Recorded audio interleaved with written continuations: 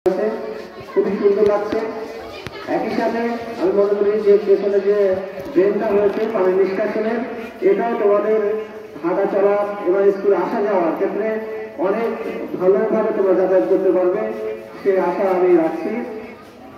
তো আমি তো তোমাদের যাতায়াতের ব্যবস্থা, আসা যাওয়ার ব্যবস্থা করে দিলাম। তোমরা শিক্ষা প্রতিষ্ঠান তোমাদের নিজেদের বাবা মা এলাকাবাসীর জন্য তোমরা কি দিলা? প্রিয় শিক্ষার্থী, তোমাদেরকে মনে রাখতে হবে নিজেদের জীবনে মানুষ হওয়ার জন্য, নিজেদের জীবনকে সুন্দরভাবে গড়ে তোলার জন্য পড়ালেখার কোনো বিকল্প নেই। আমাদেরকে ভবিষ্যতে আমাদের দেশকে দেওয়ার জন্য, আমাদের সমাজকে দেওয়ার জন্য, আমাদের বিদ্যালয়কে দেওয়ার জন্য, আমাদের বাবা মার মান সম্মান, তাদের ভাবমূর্তি উজ্জ্বল করার জন্য, শিক্ষকদের ভাবমূর্তি উজ্জ্বল করার জন্য প্রধান ভূমিকা হবে তোমাদের পড়ালেখা। এই পড়ালেখা অর্জন করতে হলে তোমাদেরকে কষ্ট করতে হবে, পরিশ্রম করতে হবে, ধৈর্য ধারণ করতে হবে। অনেক বাধা বিপত্তি আসবে, হয়তো অনেক পরিবারের আর্থিক অসচ্ছলতা আছে। এই অসচ্ছলতা, এই বাধা বিপত্তি, এই দারিদ্রতাকে কাটিয়ে তোমাদেরকে সামনে এগিয়ে যেতে হবে। জীবনে বড় হতে গেলে অনেক বাধা আসবে। এই বাধাকে বাধা মনে না করে আমরা যদি ভালোভাবে পড়াশোনা করি, দেখবা তোমাদের একটা না একটা ভয় তোমাদের বেরিয়ে যাবে। যদি আর্থিক কারণে কেউ যদি পড়ালেখা চালাতে না পারে, তোমরা আমাকে বলবে, প্রথমে আমাকে বলবে, তার দায়িত্ব আমাকে দেবে ইনশাআল্লাহ।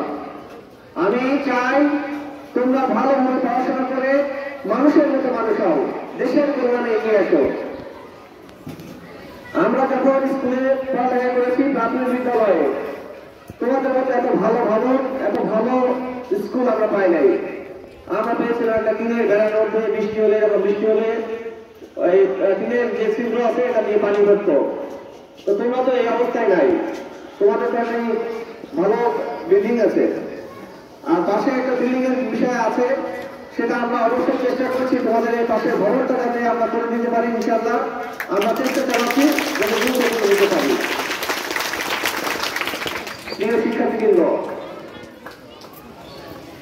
তোমাদের যে কথাটি মনে রাখতে হবে, পড়াশোনার পাশাপাশি তোমরা অত্যন্ত দক্ষ, সেটির প্রমাণ বারবার নিয়ে আসছো।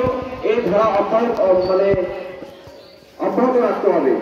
তোমরা আগে তারুণ্য প্রতিযোগিতায়, সেখানে বিতর্ক প্রতিযোগিতায় তোমরা চ্যাম্পিয়ন হয়েছ। আবার গত কয়েকদিনে যে উপজেলা পর্যায়ে সাংস্কৃতিক প্রতিভা অন্বেষণ হয়েছে, সেখানেও তোমরা তোমাদের দক্ষতার পরিচয় দিয়েছো। এই জন্য আমি তোমাদেরকে অভিনন্দন জানাচ্ছি। আমি চাই তোমরা তোমাদের এই প্রতিভা, তোমাদের এই দক্ষতা, তোমাদের এই যে জ্ঞান, এটাকে কাজে লাগিয়ে তোমাদের প্রতিষ্ঠানের জন্য সুনাম হয়ে গেছো, শিক্ষকদের সুনাম হয়ে গেছো। একই সাথে তোমরা পড়ালেখা করে ভালো মানুষের মতো মানুষ হয়ে তোমরা আরো এগিয়ে যাবে। তোমাদের মধ্যে এখানে যারা বসে আছো, তোমরা একদিন দেখবা এর মধ্যে থেকে অনেক বড় বড় অফিসার বেরিয়ে আসছে। দেশ সেবার জন্য কেউ বিদেশে পড়ালেখা করতে গিয়েছে, কেউ বড় অফিসার হয়ে তোমরা বিভিন্ন প্রতিষ্ঠানে আছো। তোমাদের এই সময়টা সবচেয়ে জীবনের গুরুত্বপূর্ণ সময় এবং সবচেয়ে ভালো সময়। এই সময়টা আর পাবে না। আমাদের মতো পর্যায়ে যখন চলে আসবে, তখন দেখবে যে তোমরা মিস করবে স্কুলের জীবনটাকে। এই স্কুলে যখন তোমরা একসাথে পড়ালেখা করো, এতগুলো বন্ধু বান্ধব তোমাদের আছে, তোমরা কিন্তু তোমাদের সুখ দুঃখ, হাসি কান্না, সব কোনো কিছু তোমরা এই বন্ধু বান্ধবের সঙ্গে শেয়ার করতে পারো, এই শিক্ষকদের সঙ্গে শেয়ার করতে পারো। জীবনের সবচেয়ে গুরুত্বপূর্ণ সময় এই সময়টুকুতে। সুতরাং এই সময়টুকু কাজে লাগাতে হবে, কোনোভাবেই এই সময়টা অপচয় করা যাবে না। পড়ালেখার মাধ্যমে, খেলাধুলার মাধ্যমে, সাংস্কৃতিক প্রতিযোগিতা, বিজ্ঞান চর্চা, এইগুলোর মধ্য দিয়ে তোমাদেরকে এগিয়ে দিতে হবে। তাহলে এই সময়টা যদি তোমরা ভালোভাবে কাজে লাগাতে পারো, তোমাদের পরবর্তী জীবন অনেক সুন্দর হবে। তোমাদের নিয়মিত স্কুলে আসতে হবে, কোনোভাবে স্কুল অফ দেওয়া যাবে না। হয়তো ঝড় বৃষ্টি, বন্যা, পরিবারের হয়তো অনেক কাজ থেকে থাকে, তো এগুলোর জন্য এটা একদিনের সমস্যা। তো এর কারণে তোমাদেরকে নিয়মিত যে স্কুলে বন্ধ দিবে, এটা করা যাবে না।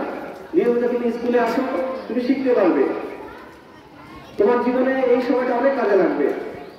আমি আমাদের শ্রদ্ধেয় শিক্ষক মন্ডলী যারা আছেন, তাদেরকে আমি অনুরোধ করবো, যদি এক জায়গায় কোনো স্টুডেন্ট পরপর 2 দিন অনুপস্থিত থাকে, আপনারা ওই অনুপস্থিতির কারণ জানতে চাইবেন, প্রয়োজনে হোম ভিজিট করবেন।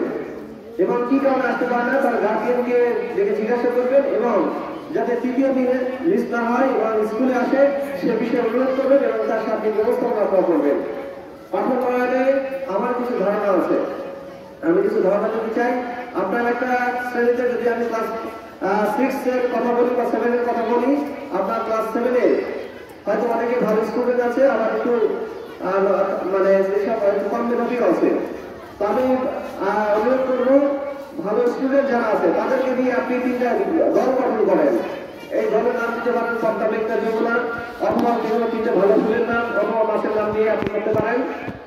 এই ভালো স্টুডেন্ট গুলো কি করবে, 3টা দলে বিভক্ত হয়ে তাদের সাথে যে সকল কম মেধাবী আছে বা মডারেট মেধাবী আছে এই গ্রুপে 3টা গ্রুপে ভাগ করে দেন।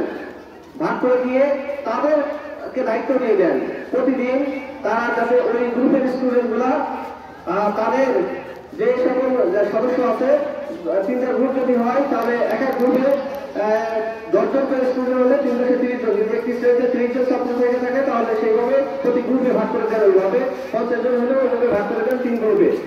প্রত্যেক গ্রুপের দলনেতা এবং সহ দলনেতার কাজ হবে ওই গ্রুপে সবাইকে ওই দিনে হাজির রাখা, প্রতিদিন হাজির রাখা। তাহলে দেখবেন যে আপনার উপস্থিতির বিষয়টা এটা নিশ্চিত হয়েছে 100%। এবং যদি হাজির না হয়, কি কারণে হাজির হবে না, তাহলে দলনেতা সহদলনেতা বা আরেকজন 3 জনকে দায়িত্ব দিলে তারা এটা এই কারণ খুঁজে আপনাদেরকে জানাবে। তৃতীয় হচ্ছে ওই দিনের যে পাঠদান, এই পাঠদানের দায়িত্ব হবে ওই পড়াটা সবাই পারে কিনা। তাহলে দলনেতা এবং ওই যে 3 জনের দায়িত্ব দেওয়া হয়েছে তারা এই যে তাদের গ্রুপে আছে গ্রুপ দিয়ে বসবে, গ্রুপ দিয়ে বসে তারা সকল পড়া আসছে যে পড়াগুলো আছে কিনা সেই পড়াগুলো তাদের নিজেদের মধ্যে চর্চা করবে, আলোচনা করবে এবং যারা পারাটা তাদেরকে বুঝিয়ে দিবে। তখন আপনার ক্লাসে যখন শিক্ষক আসবে উনি যখন পড়া ধরবেন গ্রুপ ওয়াইজ, এই গ্রুপ ওয়াইজ তখন একটা প্রতিযোগিতা হবে যে না তার গ্রুপ আজকে ফার্স্ট হয়েছে, তার গ্রুপ আজকে সেকেন্ড হয়েছে। তখন একটা নিজেদের মধ্যে যখন প্রতিযোগিতা হবে